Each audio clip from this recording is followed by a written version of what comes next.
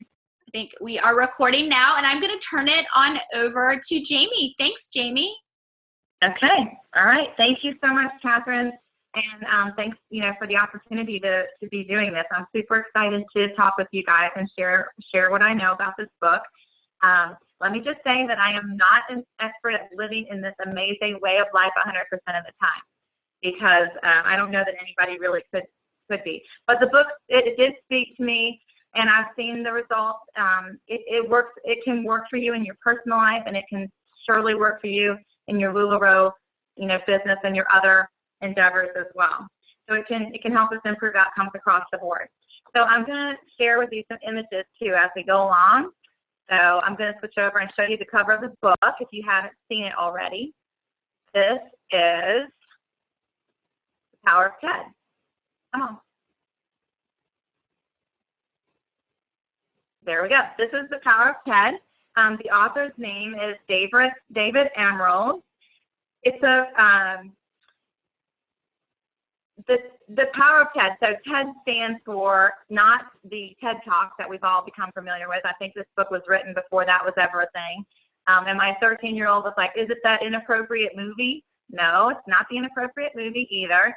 TED is actually an acronym, and it stands for the Empowerment Dynamic. So the book is short. I read it on the airplane going out to leadership in May. You can read it fairly quickly. It's written in this form of a fable, so it kind of has a little story to it. And there actually is an old wise character named Ted, but truthfully, TED stands for the Empowerment Dynamic, which is the way that the author suggests that we should live our lives through the viewpoint of a creator. So the empowerment dynamic allows us to live life through the viewpoint of a creator. And it's super simple, but to break it down in 10, 15 minutes could be tough. I'm going to start a timer, actually. So I hope that you will just learn something that makes you interested enough to go and grab the book and read it. It's one that corporate or that home office is constantly training on. All of our trainings that Inspire Tour trainings talk about the power of TED. It's one that they really believe in and focus on. So it'd be a good one for you to pick up. So let's start by saying the author tells us right away that the source of drama. Like he explains to us where drama comes from. So just think about that for a second. Where do you think drama comes from in our lives? Well, I'm going to switch slides and show you. It's coming. There it is. Birth. Can y'all see that? Birth is where drama comes from. We are so born with it. In fact, humans have honed the fight, flight, or freeze, he says in his book. I've always heard flight or fight, but he says flight, fight, or freeze. So we've been honing those skills for a long, long time. So we are super hardwired from birth with a tendency towards living life as a victim, which is the opposite of the empowerment dynamic. So if we just kind of sleepwalk through life, allowing things to happen and then reacting to them, we're going to be living life as a victim. If we want to change that, we have to live our lives with intention, and we have to choose to not react. We have to choose to respond to challenges that are going to be coming to us all the time in a different way. So let's look at the victim orientation, so you can kind of start to recognize what it may look like in your life. There are 3 roles in the dreaded drama triangle, which is the victim mentality. So let's look at the bottom of this triangle here, the victim, which is kind of the key role in this triangle. The victim thinks, "For me," feels powerless. They feel that their dream has been lost, or they've been denied the opportunity to fulfill their dream. And the key thing about the victim is that they are constantly focusing on their problem, always focused on what's wrong, woe is me, poor is me, for me. So that's one role. Another role that you could be playing in this life, in this viewpoint, in this way of living, is the persecutor. The persecutor is someone who dominates, who is the problem, blames people for things, tears people down, is controlling, and feels superior. And the third role that you could be playing in this drama triangle is the rescuer. And this person thinks, oh, poor you. They're sort of that enabler. They like to relieve pain for people. They fear that they won't be needed if a victim is able to reverse, to reverse and not live that way. The rescuer feels that they may not be needed. And the rescuer could be a person. You could be doing that, or it could be a thing also. Rescuers could be drugs, alcohol, food, and other things that we're addicted to mask challenges that are going on in our lives. So, and what we need to do, or what the author suggests, is that somewhere in our lives, in one of our relationships, somewhere along the way, we are playing these roles, and probably all of them at some point in your life. So we have to really seriously, if we want to change, we have to really honestly look at ourselves and determine where it is in life that we're playing one of these roles. So if something goes wrong in your LuLaRoe business, back orders aren't, you haven't gotten your back orders, or you got a whole box of solid leggings, you can dwell on that and complain about that and post it on Facebook and call your sponsor, and create a whole bunch of drama focusing on that problem. Or you can reverse that. You may be living in the victim mentality there. Another way too is like with your kids. If you have a teenager who's constantly not listening to you, oh, they did it again, they're not listening to me, they left the room a mess. You could be being the victim there. Now, where might we be the persecutor? This one's super easy to identify, because if you are in a relationship with someone and that person is defensive towards you, you're being a persecutor in that relationship. So you're showing up to them as a persecutor, whether you think so or not. So you may have a relationship, maybe with a spouse or a child, where they're responding with on the defensive, and you're probably being a persecutor in that role. And then thirdly, where are we being a rescuer? Are we failing out as a sponsor in LuLaRoe? Are you giving your team easy answers? Are you just enabling people to continue along those lines? So, we'll talk about what you could do as an alternative to that, but that may be a way to identify something. Are you helping your team out with really quick, easy answers and doing things for them in that way? Or are we relying on drugs, alcohol, some other addiction to mask what we're doing? So what can we do? So we really, if you like this idea and you want to try to change it, and you can then identify yourself in these roles, what is the alternative? Don't worry. The author loves triangles, and there's another triangle. So that is the empowerment dynamic triangle. So this is it.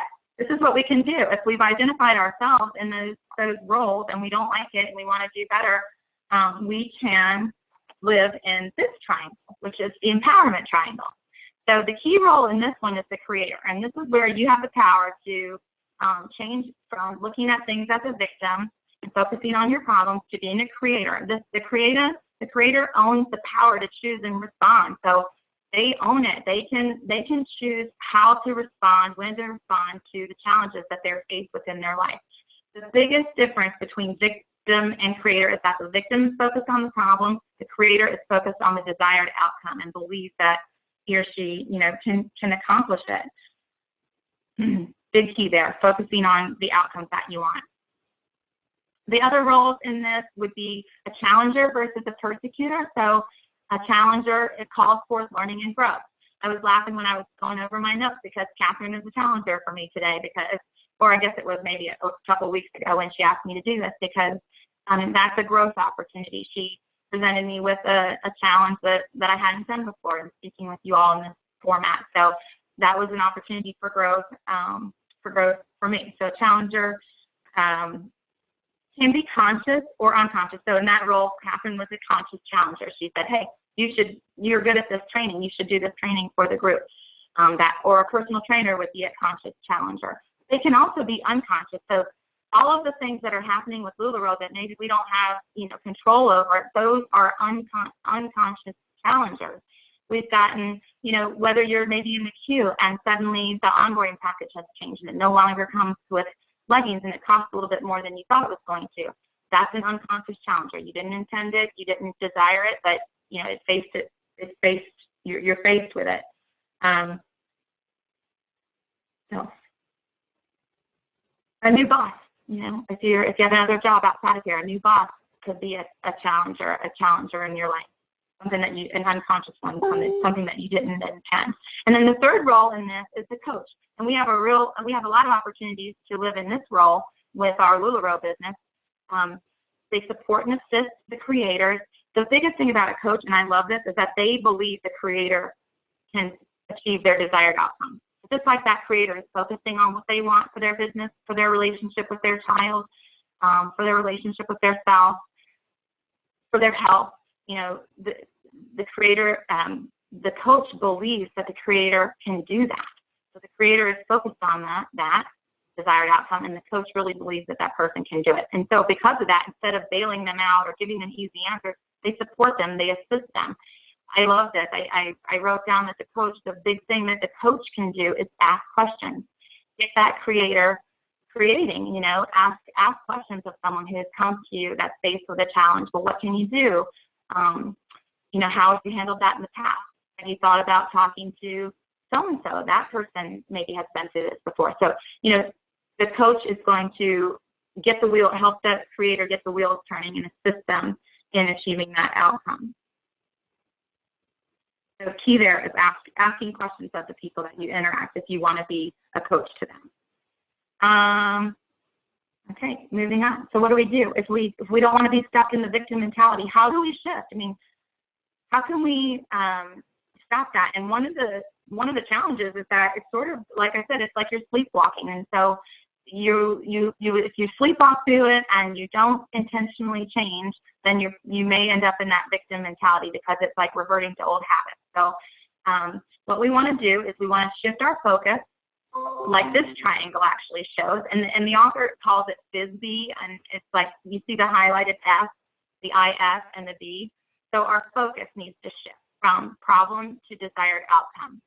So when we have things come up, back orders, the child has disobeyed again. What is that desired outcome? Well, I want to cruise qualify. I want to become a trainer in my business. I want my business to grow. I want to sell, $7,000 this month. Whatever your desired outcome is for your goal, I want to have open communication with my teenager. That's what you're focusing on. The inner state is important because in the victim mentality, your inner state is like fear and anxiety, and that's what's driving your reaction. In the empowerment dynamic, you want to take the road of, you want to use your passion. So how strongly do you want to achieve that desired outcome? Like, you're going to rely on the passion you have. I'm going to use the relationship with a teenager as an example because I'm in that right now. I have a 14-year-old, and so I want to have an open communication with my teenager. So I want to allow the passion that I have for that to help me control my behaviors, which is the third part of this triangle. So our focusing on the desired outcome, using our passion as energy, and then instead of reacting to situations, we're going to take baby steps toward that outcome. And I'm going to show you another illustration that's really kind of cute, but I'm hoping you guys can see me and the little images that I'm showing. Okay, so this is a really cute little illustration. It just has some color and fun things. So again, it's all of the author's triangles. But the way that we do this, and this is where I have this rubber band to show you, because he says that we have to, there's decision-making points all the time. We're constantly faced with challenges. They come up all the time, and so we have to notice them. And so what I want you to think about is a rubber band, okay? And you're going to be in a situation, and there's going to be tension. So I'm pulling on this band right now in two different directions. And there's tension in your life when you are faced with a challenge and you have a choice, because humans hate tension. Like, we are going to get rid of that tension one way or another. We're not going to remain in a state of tension for very long because we're very uncomfortable like that. So what happens is, and I'm going to use an interaction with my teenager as an example. We could, if he disobeyed, didn't do the chores that I asked him to do, or did something again for the 1,000th time, I can either, I have tension right now because I've walked into his room and it's a total disaster, and I told him to clean it up before he went outside looking for Pokemon. a very real situation. I can either relieve this tension by, letting go and reverting back to old habits and being a victim. You didn't do this, and yelling, maybe yelling at my son and reverting to an old habit. But my desired outcome is to have a good relationship and good communication. So I'm still angry. I'm still disappointed that didn't get done. But I'm going to notice the tension that I'm feeling, and instead of reacting and blowing up and reverting to an old habit and letting my anger control my decision there, I'm going to take a baby step toward my desired outcome of open communication and really think about how I'm going to approach this situation with my son. And the same thing applies to relationships, same things with Lula Ross. You're faced with a challenge, your boss came, and it's all solid. Oh gosh, I'm mad. I don't like it. And you have tension right now. How are you going to relieve that tension? Are you going to complain? Call your sponsor, or are you going to say, okay, I'm going to take my passion for this business, for the desired outcome of cruise qualifying, is going to drive my decision, and I'm going to take a baby step. I'm going to figure out what can I do. I'm going to sell outfits. I'm going to try and swap with someone who maybe doesn't have any leggings.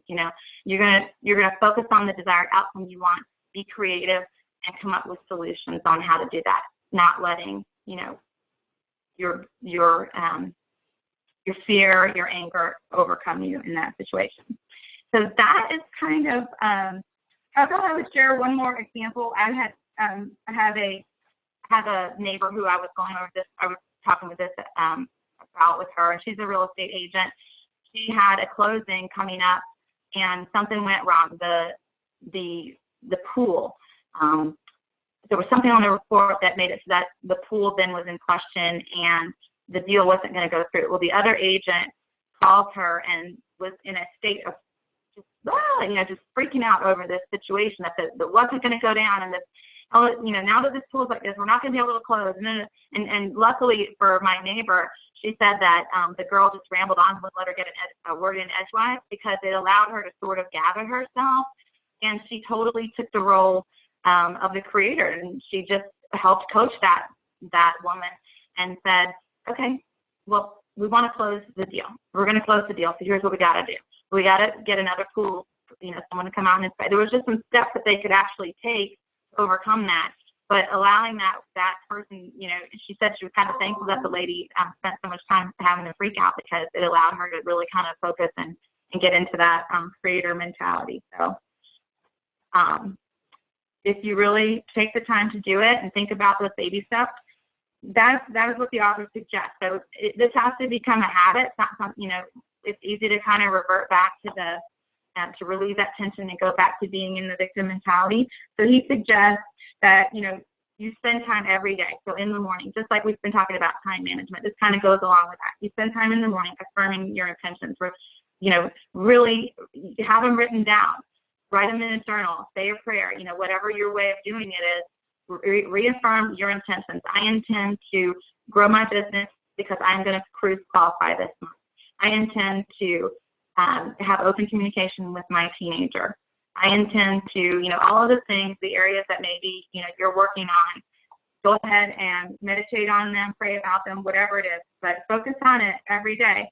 And then prepare in advance. That is one thing. Like, you have to prepare in advance for how you're going to handle situations when they come up. Be ready to take a baby step toward that goal. Be ready for, how are you going to handle it when the teen passes back at you or whatever it is. Like, be prepared for those things to come up so that you know how you're going to handle them. So spend a little time on that each day and just affirming how you plan to live it.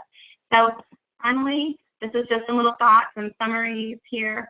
Focus on what you want rather than what you don't want. Move from reacting to responding to life experiences. Reconnect and focus on your dreams and desired outcomes. So reconnect on those and reaffirm them regularly. Because what determines your destiny is not the hand that you're dealt, but how you play the hand. And that was a quote from the author. That, in a nutshell, is the power of TED. That was a lot. So I hope that maybe it sounded a little interesting to you, so that you might want to pick that book up, especially before you maybe attend the next training, so that what they're talking about when they go into it. So Well, thank you. Thank you, Jamie. That was awesome, awesome, awesome. And it's so important. I thought that this would be the best time for Jamie to kind of do this little chat with us, just because of a few of the little issues with at home office with the back orders and well, basically just back orders, I feel like. And so really just trying to be a creator. I know people are stressing because they feel like they can't cruise qualify, but it's all about, you know, if you have a whole bunch of maxi skirts and you hate maxi skirts, but that's what you have, you put a maxi skirt on and a cute top and you wear it like you love it and you sell it. So it's all about being the creator, taking the situation and turning it into the positive. And I really believe in the power of your word. You know, look at yourself in the mirror in the morning and say, I am successful.